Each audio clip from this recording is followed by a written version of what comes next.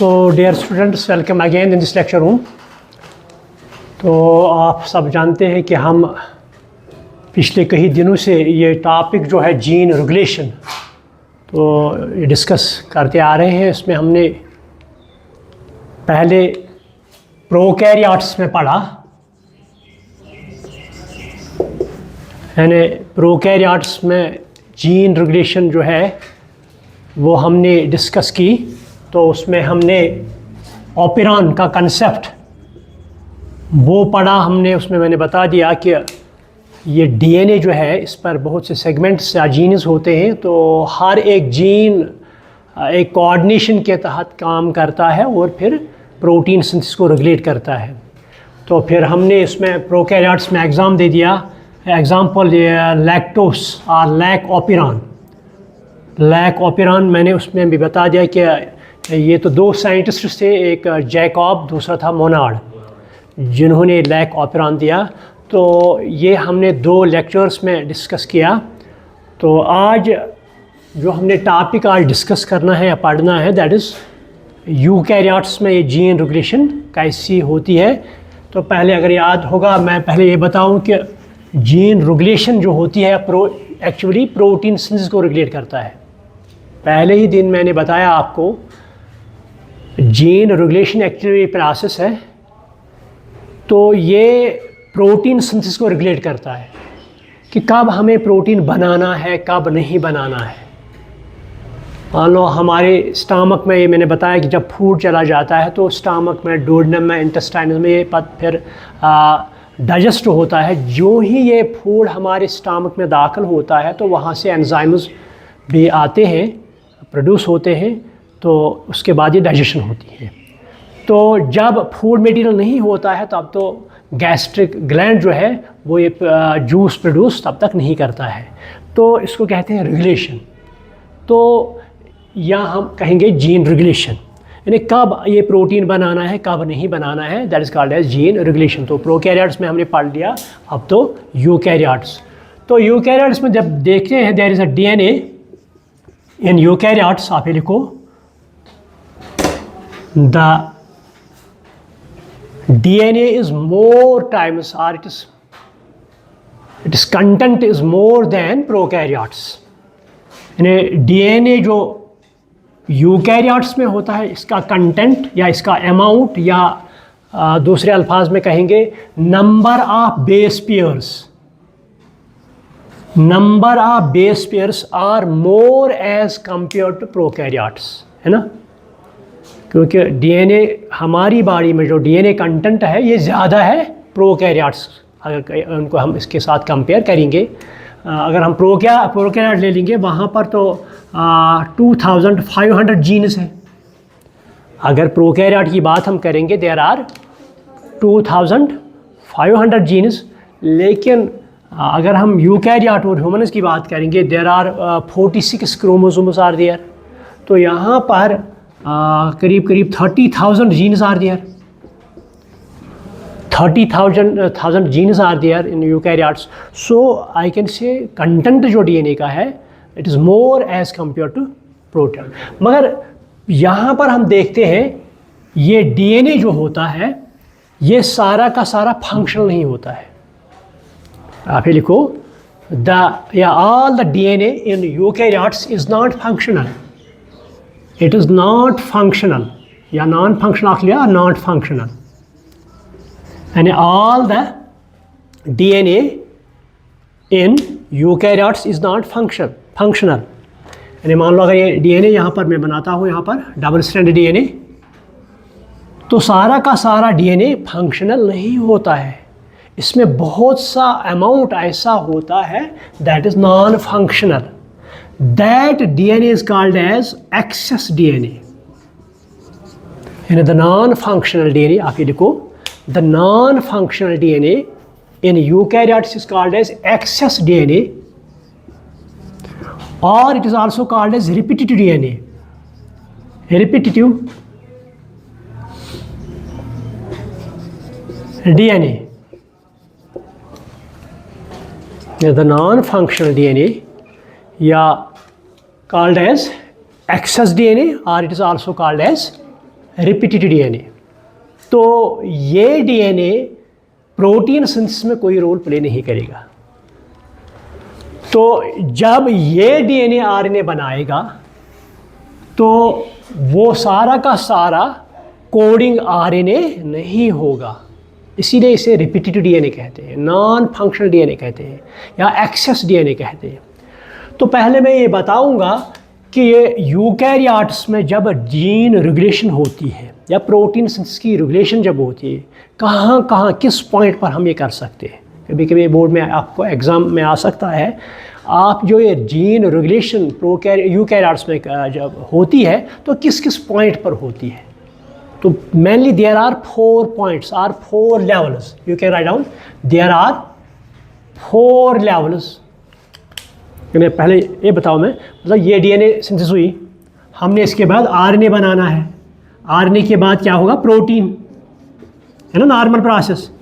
DNA gives RNA, this called as transcription, जो हमने detail में पढ़ा, और mRNA this gives protein, that is called as translation. इस प्रोटीन सिंथेसिस को किस किस स्टेप पर या किस लेवल पर हम रेगुलेट कर सकते हैं। सो देयर आर 4 लेवल, यानी 4 जगह पर हम इस जीन रेगुलेशन या प्रोटीन सिंथेसिस को रेगुलेट कर सकते हैं। So first is that we can regulate या कंट्रोल प्रोटीन सिंथेसिस और gene regulation at transcriptional level. We can regulate protein synthesis at transcriptional level.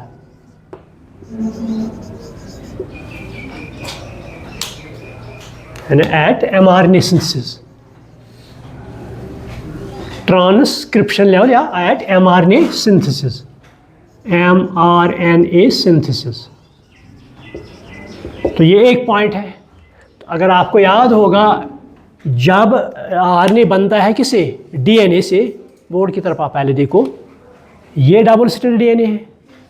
तो यहाँ पर ये डीएनए जो है, इसके सेगमेंट्स बहुत होते हैं, जीन्स होते हैं। One is called as promoter site, जो मैंने डिटेल में बताया कल आपको या परसों। Other is called as operator. Then there are various structural genes, वो जीन फिर प्रोटीन बनाते हैं और वो एंजाइम में तब्दील होता है। तो पहले जब हमने आरएनए बनाना है, तो आरएनए बनाने के लिए हमें आरएनए पॉलीमरेज चाहिए, है ना। आरएनए बनाने के लिए एंजाइम जो चाहिए, that is called as RNA polymerase, RNA polymerase. तो वो प्रमोटर के साथ जुड़ जाएगा और ऑपरेटर इस सिस्टम को एक्टिव करेगा, ऑपरेट करेगा और प्रोटीन सिंथेसिस विल स्टार्ट। तो यहाँ पर एमआरएनए सिंथेसिस होगी तो प्रोटीन बनेगा। तो यहाँ पर इस पॉइंट जिसका कॉल्ड एज ट्रांसक्रिप्शन, इस लेवल पर हम इसको रेगुलेट कर सकते हैं, कंट्रोल। तो तभी तो पहले मैंने फर्स्ट लिखा, we can regulate at transcription level, clear. Second is called as at splicing, at splicing level, at splicing level।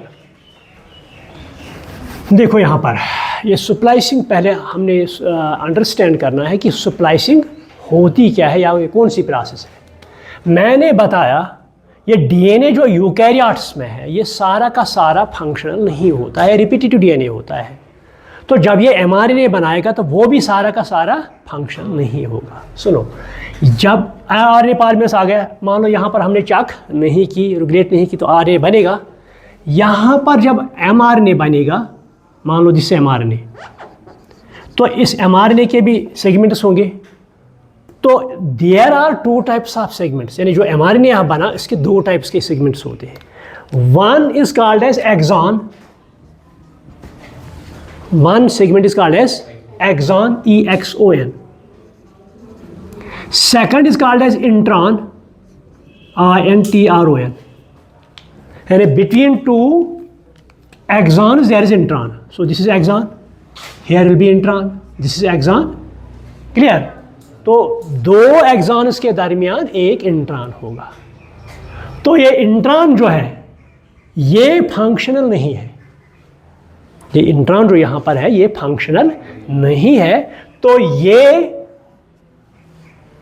Amino acid code करने में कोई रोल प्ले नहीं कर सकता है। तो पहले क्या करना है इस, या मगर ये जो एक्सॉन है ये कोड कर सकता है, ये कोड करता है, ये अमाइनो एसिड बनाता है, मगर इंट्रॉन नहीं बनाता है। को जब यहाँ पर mRNA सिंथेसिस होता है, यहाँ पर इस mRNA को हम HNRNA कहते हैं। This is called as HNRNA, hetero nuclear RNA, hetero nuclear RNA। क्योंकि इसमें जो सेगमेंट्स होते हैं दो तरह के होते हैं। One is called as exon, that is a coding segment that can code for an amino acid. Second is intron, that is non coding segment, वो अमाइनो एसिड कोड करने में कोई रोल नहीं करेगा। तो इनको हमने रिमूव करना है, तभी तो ये एक्चुअल mRNA बनेगा और उसके बाद प्रोटीन सिंथेसिस होगी। यहाँ पर हम इस प्रोसेस को देखो, यहाँ पर ये हम निकालेंगे, इंट्रॉन हम यहाँ से रिमूव करेंगे। तो जब इंट्रॉन यहाँ रिमूव करेंगे तो here will be only exons, यहाँ पर सिर्फ क्या रहे एक्सॉन, वो हमने रिमूव किया। ये प्रोसेस जिसमें हमने mRNA से इंट्रॉन को रिमूव कर दिया, इस प्रोसेस को हम कहते हैं स्प्लाइसिंग। आप ये लिखो, the splicing is a process, splicing is a process during which introns are removed from mRNA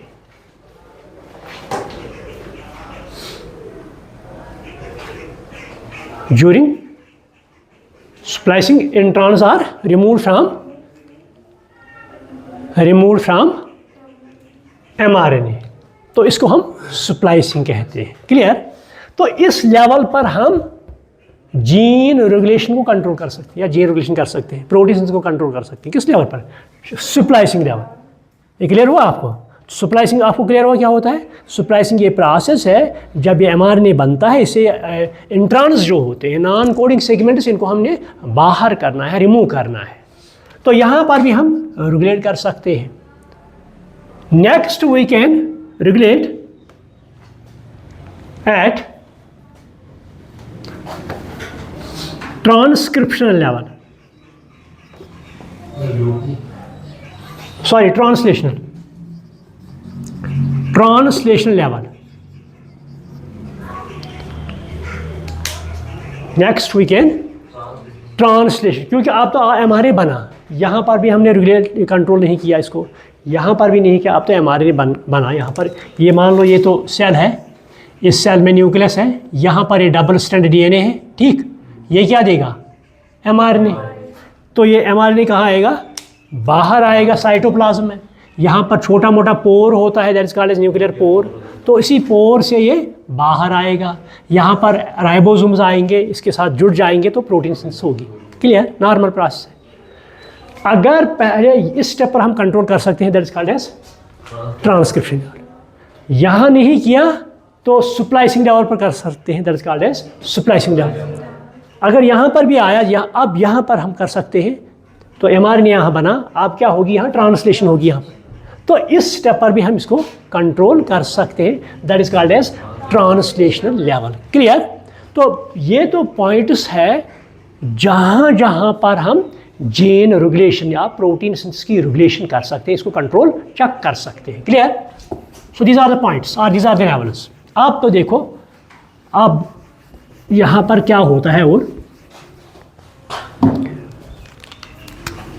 यहाँ पर जब RNA पॉलीमरेज आ गया, प्रमोटर के साथ जुड़ गया, तो ऑपरेटर जो है ये सिस्टम को ऑन करेगा।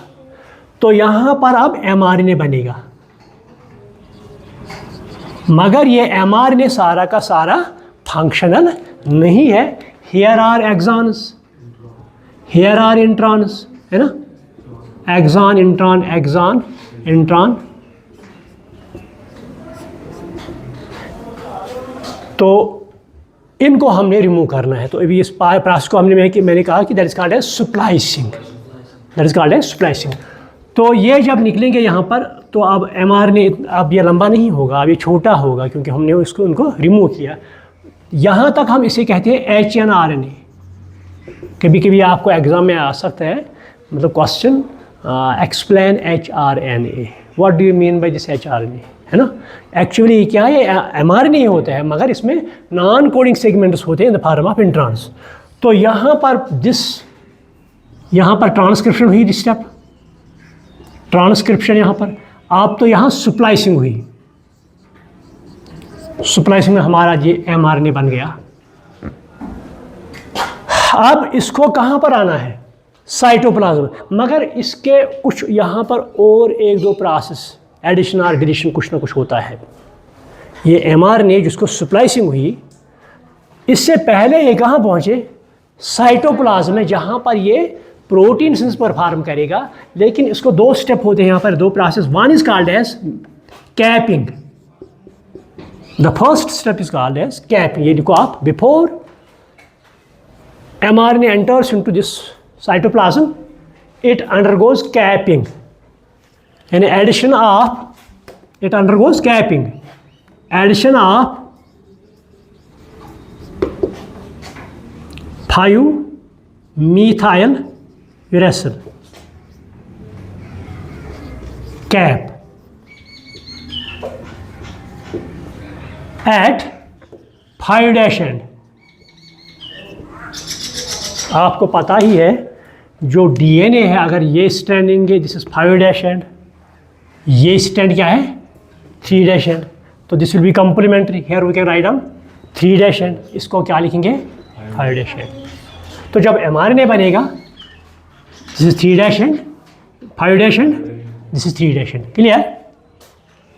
तो जो ये 5' end है, यहाँ पर इसके साथ एक कैप जुड़ेगी, that cap is called as 5-methyl uracil cap, 5-methyl uracil cap. So this is called as capping, this is called as capping, एक पॉइंट। दूसरा पॉइंट जो 3' end है, यहाँ पर इस side, this called as 3' end, यहाँ पर एक कैप बन गई। तो इस साइड से और एक प्रोसेस होगी, that is called as polyadenylation. Tail का साइड या 3' end है, यहाँ पर और एक प्रोसेस होगी, that is called as polyadenylation. यानी एट 3' end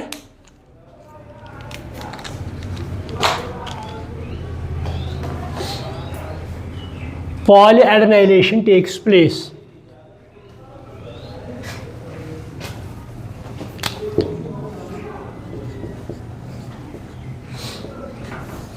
एडेनाइल जो है, बहुत से एडेनाइल इसके साथ जुड़ जाएंगे, ये एक टेल जैसा बनाएगा, it's called as polyadenyl tail also. So ये दो स्टेप्स यहाँ पर होंगे, एक तो कैपिंग किस एंड से, 5' end से, टेलिंग या एडेनाइलेशन किस 3rd end। तो उसके बाद ये बाहर आएगा साइटोप्लाज्म में। तो साइटोप्लाज्म में क्या होगा, राइबोसोम्स आएंगे, तो ये इसके साथ जुड़ जाएंगे, है ना। वो तो हमने पढ़ लिया, यहाँ पर ये जुड़ जाएंगे। तो बहुत से राइबोसोम्स आएंगे, इसके साथ जुड़ जाएंगे। ये mRNA जो है, इसके साथ बहुत से राइबोसोम आएंगे। तो इस स्ट्रक्चर को क्या कहते हैं, जब एक mRNA के साथ बहुत से राइबोसोम जुड़ जाएंगे, तो इस स्ट्रक्चर को क्या कहते हैं। मैंने बताया जब मैंने प्रोटीन सिंथेसिस इन प्रोकैरियोट्स पढ़ा, या तो उस वक्त मैंने बताया this is called as polyribosome. Polyribosome, ये अक्सर एंट्रेंस में क्वेश्चन आता है, और in short is called as polysome. कभी कभी बोर्ड के एग्जाम में क्वेश्चन आ सकता है, एक्सप्लेन पॉलीसोम। वहाँ तो पॉलीराइबोसोम नहीं आया, वहाँ पॉलीसोम। वो पॉलीराइबोसोम और पॉलीसोम वो सेम क्या होता है, जब mRNA न्यूक्लियस से बाहर आता है, किसके लिए, प्रोटीन सिंथेसिस के लिए, तो ये जुड़ जाता है राइबोसोम के साथ। जब बहुत से राइबोसोम इसके साथ जुड़ेंगे तो दिस कॉल्ड एज पॉलीराइबोसोम, और in other words it's also called as polysome condition, clear. तो उसके बाद यहाँ पर क्या होगा, जो मैंने आपको बताया, tRNA आएगा, वो लोड क्या करेगा, एमाइनो एसिड्स। वो हमने पढ़ा, तो अब शॉर्ट में बताता हूँ। यहाँ पर एमाइनो एसिड्स आएंगे, किस पर लोड होंगे? टीआरएनए पर। तो कहाँ आएगा? इस राइबोसोम के ए साइड पर। तो पहले एक आए यहाँ पर, अगर बाहर में इसको बनाओ यहाँ पर राइबोसोम और एमआरएनए को, यहाँ ए साइट है और P site, another is called as E site. मैंने उस दिन कहा ये राइबोसोम का स्मॉलर सब यूनिट होता है, इसके ऊपर 3 साइट्स होते हैं। One is called as A site और amino acid site, second is called as P site और peptide site, third is called as E site और एग्जिट साइट। जब यहाँ पर एमाइनो एसिड किसके ऊपर लोड हो गए? TRNA, why it is called as tRNA, transfer RNA. Why it is called as transfer RNA? Because it transfers amino acids from cytoplasm to ribosome. तो उसने अपने ऊपर लोड किया एमाइनो एसिड को, तो लाया यहाँ ए साइड पर, एमाइनो एसिड साइड पर। तो यहाँ पर लाने के बाद ये खाली होगा, है ना, ये खाली होगा, इसको बाहर जाना है। बाहर किस साइड से जाएगा? ई साइड से। तो जितनी बड़ी हमें प्रोटीन चेन की ज़रूरत है उतने ही अंदाज से एमाइनो एसिड आएंगे और वो जुड़ जाएंगे। तो जुड़ेंगे कैसे? ये एक बॉन्ड की मदद से जुड़ेंगे। That bond is called as peptide bond. आप भूल जाते हो ना, that is called as peptide bond. तो बहुत से पेप्टाइड बॉन्ड्स बनेंगे, है ना। मान लो हमें 20 एमाइनो एसिड को जुड़ाना है, या हमें चेन, जो प्रोटीन की चेन ज़रूरत है उसमें 20 एमाइनो एसिड्स होने चाहिए। तो 20 एमाइनो एसिड आएंगे तो वो बहुत से बॉन्ड्स बनाएंगे। जब बहुत से पेप्टाइड बॉन्ड बनेंगे, that this called as polypeptide chain. That is called as polypeptide chain और in nutshell that is called as protein. तो उसके बाद प्रोटीन यहाँ पर बनता है साइटोप्लाज्म में, और उस प्रोटीन की बाद में मॉडिफिकेशन होती है। मॉडिफिकेशन क्या होता है? उसकी चेंज होती है। तो बॉडी को जिस अंदाज से इस प्रोटीन की ज़रूरत पड़ेगी उसी अंदाज से इसमें मॉडिफिकेशन होगी। मान लो इसे ब्लड में ज़रूरत है, तो ब्लड में एंटीजन या एंटीबॉडी बनाएगा। तो एंटीजन एंटीबॉडी की फंक्शन क्या है? Defence mechanism. मान लो इसे हेयर बनाना है, बाल ये बनाने हैं, तो वहाँ कैरेटिन इसको बनना पड़ेगा। नेल्स बनाना है तो वहाँ भी कैरेटिन बनना पड़ेगा। बोन्स बनाने पड़ेंगे, मसल्स बनाने। सो जिस तरीके से बॉडी को प्रोटीन की ज़रूरत है उसी अंदाज से उसकी मॉडिफिकेशन। सो इस तरह ये जीन रेगुलेशन होती है in case of eukaryotes. So I think this was all about gene regulation और gene expression, whether it was prokaryote in the form of operon और लैक ऑपेरॉन। सो ज़्यादा से ज़्यादा यही आता है एग्ज़ाम में, लैक ऑपेरॉन। इसका 5 नंबर का क्वेश्चन आता है एग्ज़ाम में, और नीट में भी इसमें बहुत से कुछ ऑब्जेक्टिव्स आते हैं। तो ये मैंने डिटेल में पढ़ाया है। अगर इसमें कहीं कन्फ्यूजन हो, अगर इसमें कोई क्वेश्चन हो तो यू कैन टेल मी। इसके साथ ही मैंने जेनेटिक्स कंप्लीट किया। हाँ, इसमें शायद लगता है मुझे 1 या 2 टॉपिक्स हैं, वो मैं देखता हूँ। एक तो मेरे ख्याल में म्यूटेशन है, वो पढ़ना है, और एक है packaging of DNA. Packaging of DNA और म्यूटेशन, ये 2 टॉपिक्स हमें रह गए वहाँ, तो मैं ये पढ़ाऊँगा। तो इसके बाद ये ऑलमोस्ट जेनेटिक्स इज कम्प्लीट। 1 या 2 दिन लगेंगे। तो उसके बाद हम जो यूनिट है रिप्रोडक्शन फ्लावरिंग प्लांट्स, वो हम स्टार्ट करेंगे। So I think this section part today. Thank you very much.